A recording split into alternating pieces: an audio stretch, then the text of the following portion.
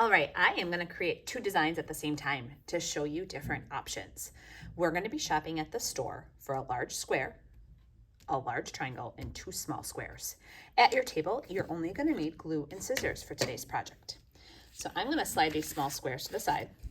We are not going to cut that big square at all. So some of you might have different color choices than what I'm showing, but no matter what, the big square is not going to get cut. The triangle, you can choose to leave it like it is, or if you want to fold it in half this way and crease it, you can cut that large triangle in half so that you have two smaller triangles. So you can kind of play around with the design of those triangles and where you'd want to lay them out. Some of you might like something that's symmetrical, that looks the same on two sides. Some of you might like something like I started with that is not symmetrical. So you can layer them on top of each other too. And again, same thing, if you choose not to cut that big triangle, that's okay. It cannot lean off the edges though. So it has to stay in that square shape. You have to cut the small squares in half. So I am folding diagonal to diagonal to make triangles. If you want to cut your square in half the other way, that's okay. So on this side, I have now two smaller triangles. If you wanted some square shapes, you could cut that triangle in half the other direction. I guess you could call these rectangles. So in this option, I have two smaller triangles, two medium triangles, two rectangles. In this option, I have not cut that purple large triangle. These I do have to cut though. We can't just leave these as squares. So I'm folding them in half, and I'm going to choose to fold these both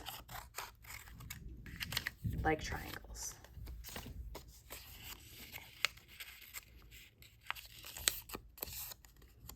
Now, some of you might say, oh, that's so many shapes, I'm going to be done.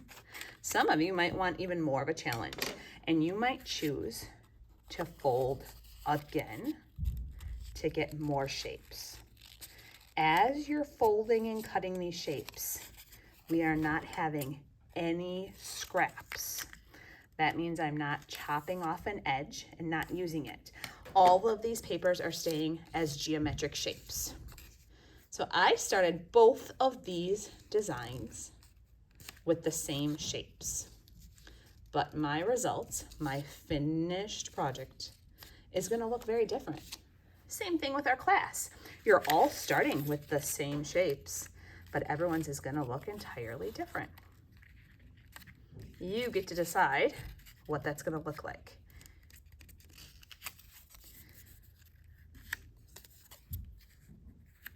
Pretty cool. I am not liking this design. I am more of a symmetrical design person. I like things to look kind of the same around the sides, so I'm going to switch this around. You have the time to play around with your designs as well. So I'm keeping this very much the same. That's your choice. When you have your design the way you'd like, you're going to glue. Watch how I glue from the top, the shape that's at the top. I'm going to glue that down first, a little bit of glue all over. I knew I wanted that lined up on the purple one. And now I can pick the purple one up and glue on the back of that. So when you're gluing this way, you really should not have a big mess of glue all over your table. So I'm going to continue to glue. Once all of the shapes are glued down, you're going to flip this square over and you're going to glue on the back of your design. You're going to bring it over to the counter Mrs. Cleary is working at, and she's going to glue this down into our large school mural.